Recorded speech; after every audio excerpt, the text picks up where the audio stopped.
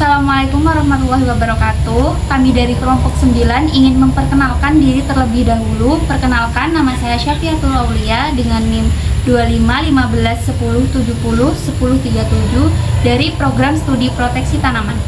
Perkenalkan, nama saya Fansania Audrey Bantobing dengan NIM 251510701038 dari program studi proteksi tanaman. Perkenalkan, nama saya Trian Syafiana Karisma dengan NIM 251510101005 dari program studi agronomi. Assalamualaikum warahmatullahi wabarakatuh. Selamat sore semuanya.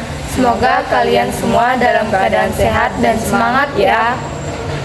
Hari ini kita bakal ngobrolin satu topik yang sebenarnya dekat banget sama kehidupan kita, tapi sering banget kita anggap remeh, yaitu makan bergizi.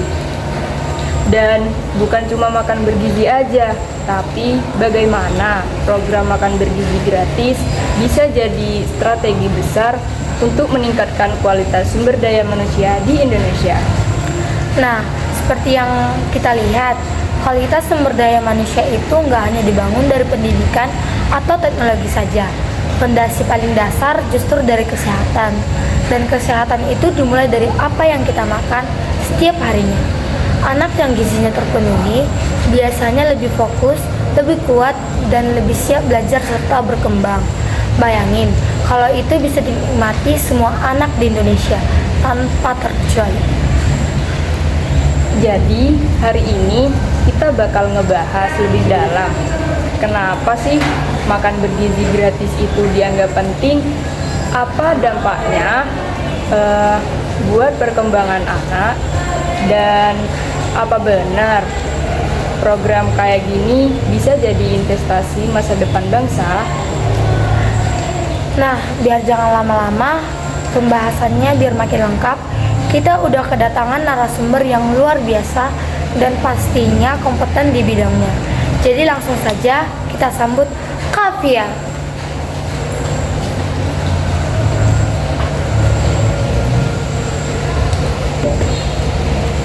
Terima kasih sudah hadir Kak Pia. Gimana kabarnya nih Kak? Alhamdulillah baik. Kami antusias sekali untuk mendapatkan pencerahan dari kakak. Tanpa berlama-lama lagi, mari kita mulai sesi tanya jawab ini untuk menggali lebih dalam potensi besar program gizi bagi anak-anak Indonesia. Nah, menurut Kak Pia sendiri, kenapa makan bergizi itu dianggap fondasi kualitas SDM?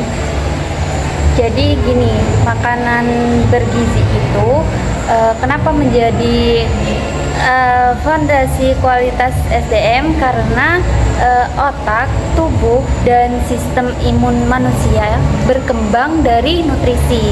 Tanpa asupan yang cukup, kemampuan belajar, daya berpikir, dan kesehatan seseorang jadi kurang optimal.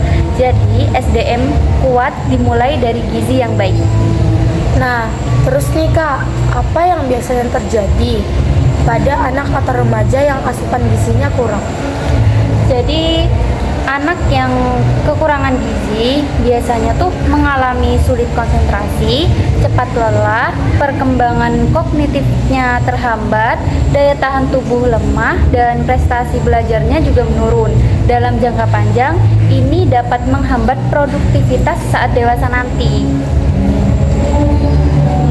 Baik, selanjutnya bagaimana program makan bergizi gratis bisa membantu meningkatkan konsentrasi, prestasi, atau produktivitas? Jadi program makan bergizi gratis memastikan semua anak mendapat nutrisi yang sama tanpa bergantung kondisi ekonomi keluarga. Ketika perut sudah kenyang dan nutrisi terpenuhi, maka kemampuan fokusnya itu jadi meningkat, energi juga bisa stabil, dan prestasi sekolahnya juga bakal ikut menaik. Oh iya nih Kak, apa saja nutrisi penting yang minimal harus ada dalam program makan gratis? Jadi nutrisi penting tuh minimal harus ada protein kayak telur, ikan, ayam, tempe, tahu. Terus juga harus ada karbohidrat kompleksnya seperti nasi, roti, dan umbi. Dan juga nggak lupa ada sayur dan buah untuk vitamin dan mineralnya. Dan juga itu lemak sehat agar anak kenyang sekaligus tumbuh optimal.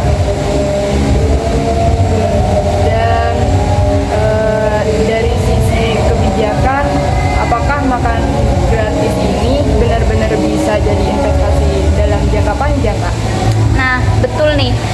Ini menjadi investasi jangka panjang karena biaya yang dikeluarkan sekarang akan kembali dalam bentuk SDM yang lebih produktif, sehat, dan juga kompetitif. Negara-negara maju sudah lama sebenarnya mempraktikkan ini. Nah, terus nih Kak, apa sih bukti atau contoh nyata yang terjadi di daerah atau negara yang berhasil dengan program ini?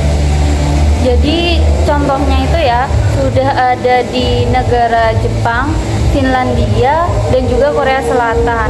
Mereka semua punya program makan sehat dan di sekolah yang terbukti meningkatkan fokus belajar dan menurunkan masalah kesehatannya.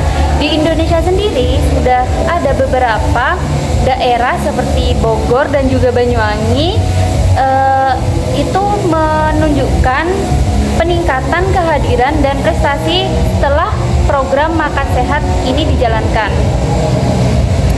Kalau menurut kakak nih, apa tantangan paling besar dalam menjalankan program makan bergizi gratis di Indonesia? Jadi untuk tantangan yang paling besar nih ya, yaitu pendanaannya harus stabil sih, dan juga distribusi bahan makanan di daerah terpencil itu, kualitas pengawasan gizi dan kesiapan infrastruktur dapur sekolah. Selain itu, pola makan masyarakat yang berbeda-beda juga jadi tantangannya. Nah, bagaimana sih Kak cara memastikan makanan itu benar-benar bergizi? Jadi bukan cuma sekedar mengenyangkan gitu loh. Jadi itu bisa dengan membuat standar menu nasional berbasis gizi, melibatkan ahli gizi di setiap daerahnya, melakukan pengawasan rutin, dan memberikan edukasi kepada para penyedia makanan. Menu harus ditimbang berdasarkan kebutuhan energi anak. Nah, selanjutnya, semisal nih Kak, kalau program ini ingin berhasil, apa yang harus dilakukan pemerintah, sekolah, dan masyarakat?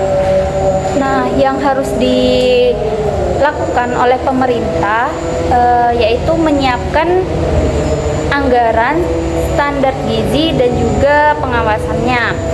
Yang harus dilakukan oleh sekolah yaitu memastikan distribusinya, kebersihannya, dan juga edukasi gizi. Yang harus dilakukan oleh masyarakat yaitu ikut mendukung, mengawasi, dan membantu dalam menyediakan bahan lokalnya. Oh iya nih Kak, apa sih harapan Kakak terhadap implementasi program makanan bergizi gratis untuk generasi yang mendatang? Jadi harapannya itu anak-anak Indonesia itu tumbuh menjadi generasi yang sehat, cerdas, dan produktif.